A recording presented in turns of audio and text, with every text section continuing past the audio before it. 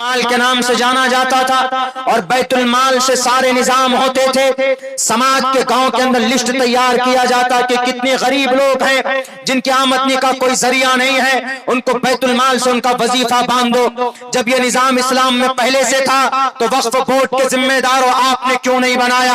आपने उन पैसों को लूट कर फॉर्च्यूनर गाड़ियां और आलीशान बिल्डिंग बनाकर ऐश की जिंदगी तुम गुजार रहे हो। जब वक्फ बोर्ड की बैतुल माल के जरिए से इमाम अबू हनीफा के 65 मदरसे चलाए जा सकते थे, तो आज के हमारे भारत के अंदर दारुल उलूम देवबंद, मज़ाहिरुल सहारनपुर और जनाब शाही मुरादाबाद और आपके इस इलाके के बड़े बड़े इदारे जितने भी मऊ में, आजमगढ़ में हैं, इन मदरसों की ताउन के लिए वक्फ बोर्ड की आमदनी का इस्तेमाल क्यों नहीं किया जा रहा? हमारी मस्जिद में जो इमाम हजरात इमामती करते हैं उनकी तनख्वाह 10,000 रुपए होती, वो 10,000 रुपए के लिए कितने चंदा यहाँ वहां इधर उधर से लाना पड़ता है, मुतवल्ली हजरात लाते। अगर वक्फ बोर्ड की आमदनी का सही इस्तेमाल होता तो हमारे अइम्मा को तनख्वाह दी जा सकती थी। आज जो बच्चियां गुर्बत की वजह से अपने ईमान का सौदा करती है, अगर वक्फ बोर्ड वाले चाहते, उनका डेटा बनाते कि पूरे भारत के अंदर कितनी बच्चियां ऐसी है जो गुर्बत की वजह से जिनका निकाह नहीं हो रहा है, जिनकी शादी नहीं हो रही है, आप डेटा बनाकर उनकी एक सामूहिक जमाती, एक गिरोह बनाकर जमात की शक्ल में आप उनकी शादी कराते और शादी के टोटल अखराजात आप बर्दाश्त करते। आपने नहीं किया, आपने जमीनें बेची, आपने जमीनों को बेच कर आपने उसको फरोख्त किया और अपने लिए आपने स्विस बैंक के अंदर बड़े बड़े अमाउंट जमा की। इसीलिए पहले जुर्म करता है कौन? हमने और आपने जुर्म किया है, तब आप जाकर बात गले पर आई है। तो अब आप आकर हमें मिर्ची लगी हुई है, कह रहे किसी तरीके पर बच जाए, किसी तरीके पर हमारी जमीन बच जाए। यकीनन बचाने की कोशिश होनी चाहिए, बचनी चाहिए, लेकिन इससे पहले जो गुनाह हुआ पहले मुहासबा करो और आइंदा के लिए रब से तौबा करो कि अल्लाह इतनी बड़ी संस्था को हम अपनी गरीब बच्चियों के लिए इस्तेमाल नहीं कर पाए, हम अपनी समाज के मुआशरे के लिए सोशल काम के लिए इस्तेमाल नहीं कर पाए। मदरसे चलाने के लिए हमारे उलमा पसीना बहाते, इनका खून निकलता है पसीने के जरिए से, तब मदरसा चलता है। वक्फ बोर्ड की आमदनी का क्या मतलब? जब हम खुद मुजरिम हो गए हैं तब जाकर अल्लाह ने किसी को कहा है कि बहती हुई गंगा में वो भी सोता हम भी हाथ धो ले। सिर्फ 30,000 एकड़ जमीन पर मोबाइल टावर है, आमदनी कितनी है? किराया 10 करोड़ रुपए, सिर्फ 30,000 मामूली। अगर पूरे 4.5 लाख एकड़ जमीन का इस्तेमाल हो जाए तो भारत के अंदर जो 20-25 करोड़ मुसलमान है, कोई गरीब रहेगा? कोई गरीब नहीं रहेगा। लेकिन कौन करेगा? दूध की रखवाली बिल्लियों को हमने कर दिया, बचेगा दूध? नहीं बचेगा। इसीलिए तमाम मिल्ली तंजीमों के कायदीन से कहता हूं कि आप कानूनी लड़ाई लड़िए, भीगी बिल्ली मत बनिए। जाने वाली जेपीसी ने अपना रिपोर्ट पेश कर दिया, खामोश बैठे हैं। क्यों? इसलिए हर कोई लड़ रहा, अरे हम मिले फलां साहब से, नहीं तुम नहीं मिले, हम मिले, हमारी मुलाकात कामयाब, किसी की मुलाकात कामयाब नहीं हुई। जब मसालहत कामयाब ना हो तो कानूनी लड़ाई लड़ने के लिए सड़कों पे आना पड़ता है, लेकिन हमारे लोगों की रगों में वो ताकत नहीं है कि वो कानूनी लड़ाई लड़ने के लिए सड़कों पर आए। 9.5 लाख एकड़ जमीन हाथों से जाने वाली है। देख लीजिएगा, मैं जहानागंज में दूसरी बार आया हूं, मैं बोल कर जा रहा हूं, ये हमारे और आपके बदअमली की वजह से अल्लाह ने इतनी बड़ी दौलत हमारे हाथ से छीनने के लिए साजिशें तैयार करवा दी। कुछ लोगों ने किया हमारे बदअमली की वजह से, वो लोग साजिशें कर रहे हैं। आज भी हम सुधरने के लिए तैयार नहीं, आज भी हमारी रगे हमीयत नहीं फड़कती। हमारा नौजवान तो मस्त है, पुष्पा 2 कितना कमाया, पुष्पा 3 कब लॉन्च होने रिलीज होने वाली है, इसी में कोई एम नहीं। सोशल मीडिया पर पबजी गेम खेलते रहेंगे। एम सेट करो, एम, खाली मत बैठो। जिस मोबाइल के जरिए ऑनलाइन आप चैटिंग करते, डेटिंग करते, समाज की बेटियों की इज्जत लूटने के लिए उनको गर्लफ्रेंड बनाते हो। इस्लाम में गर्लफ्रेंड का कोई तसव्वुर नहीं है, बाजारू लैंग्वेज, नॉट अलाउड। नौजवान बनना है तो हमास के नौजवानों की तरह बनो। नौजवान बनना है हजरत अली के तरह बनो। 5 क्विंटल का दरवाजा था खैबर का, 5 क्विंटल का, एक हाथ से उठाकर फेंक दिया था। और आजकल का हमारा नौजवान तो पुड़िया खा खा करके एकदम बिल्कुल सुस्त मास्टर बन गया। नौजवान बनना है उस्मान की तरह बनिए। जवान बनना है तो मुआज़ बिन मुअव्विज़ की तरह बनो।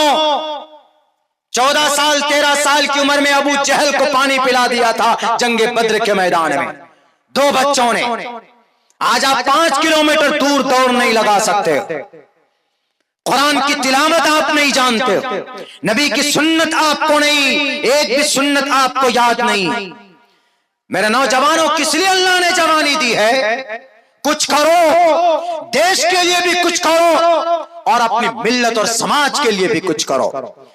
आप मिल्लत की तकदीर है, आप अपनी जवानी को ऐसे जाए मत होने दीजिए। गिरोह बनाइए, जमात बनाइए और उस जमात के जरिए से सोशल वर्क कीजिए।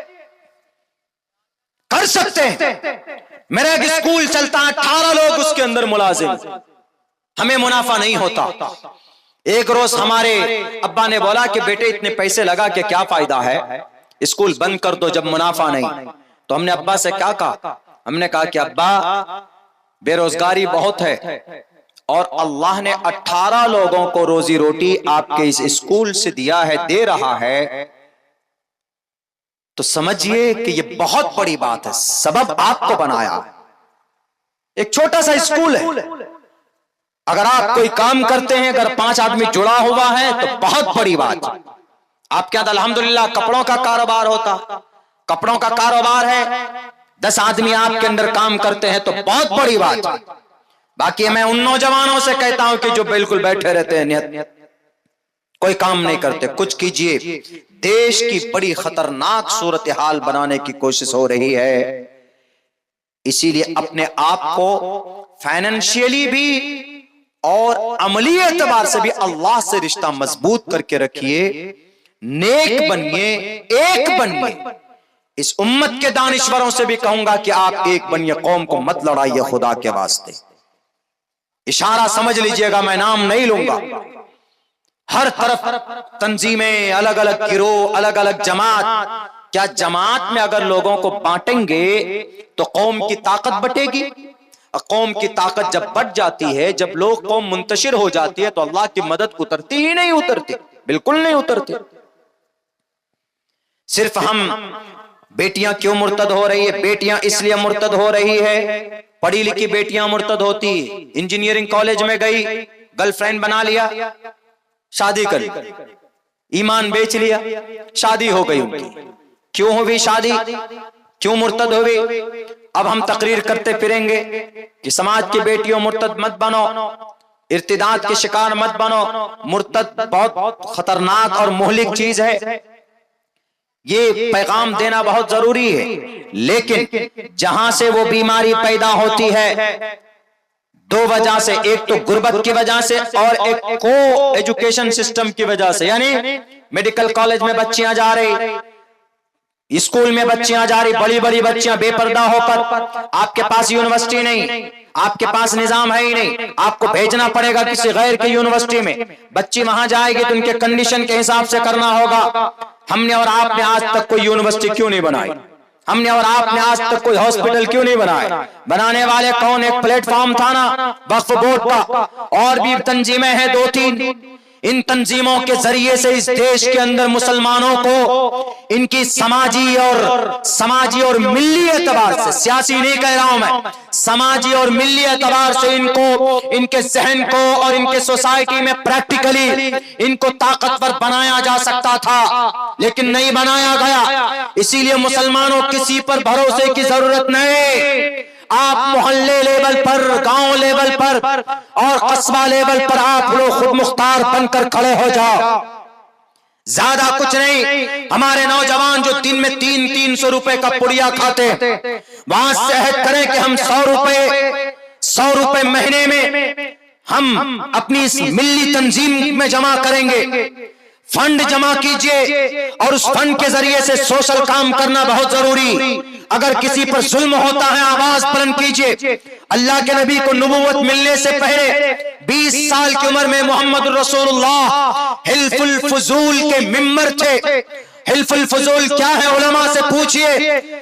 हक, दूसरों के हक के लिए आवाज बुलंद करना, मजलूमों के पीछे खड़ा होना, इंसाफ देना। जबीद नामी एक शख्स था, जब वो मक्का शहर आया तो वहां ने आस बिन वाइल ने कहा कि ठीक है, तुम्हारा पैसा मैं काम करूंगा, मेहनत करते, हम दोनों तिजारत करते, पार्टनरशिप में तिजारत करने लगे। जब उनका मुनाफा जबीद को नहीं दिया गया, जबीद कहता फिरता था कि मेरे ऊपर जुल्म हुआ है, कोई बचाने वाला है, कोई मुझे इंसाफ दिलाने वाला कोई नहीं था मैदान में। जैसा आज है, अगर आज किसी मुसलमान किसी इमाम को मारा जाता है तो उसके पीछे कोई खड़ा नहीं होता। अगर 7 किलोमीटर दूर तक अगर किसी का घर तोड़ दिया जाता है तो हमारी मिल्ली तंजीमें बिलों में घुसी हुई रहती है, ये सामने मैदान में नहीं आती कि तुम्हारे साथ जुल्म हुआ है, हम तुम्हारे सामने खड़े हैं। और इस देश के कानून ने, संविधान ने जुल्म के खिलाफ आवाज बुलंद करने की इजाजत दी है। आर्टिकल नंबर 19 में लिखा है freedom of expression, freedom of speech कहा है, और आर्टिकल नंबर 21 में कहा है protection of our life and personal liberty. Article number 14 में कहा है इक्वालिटी बिफोर लॉ और the equal protection of the laws within the territory of India. इन फंडामेंटल राइट को सामने रखकर हम दूसरों की मदद के लिए क्यों नहीं आगे आते? आखिर किससे डरते हैं? अल्लाह से बड़ा कोई हो सकता है क्या? अल्लाह से बड़ा कोई हो सकता है? कोई नहीं हो सकता है। इसीलिए खुदा के वास्ते जो मजलूम है उनकी मदद कीजिए, जिनके ऊपर जुल्म तशद्दुद हो रहा है उनके पीछे खड़े होइए।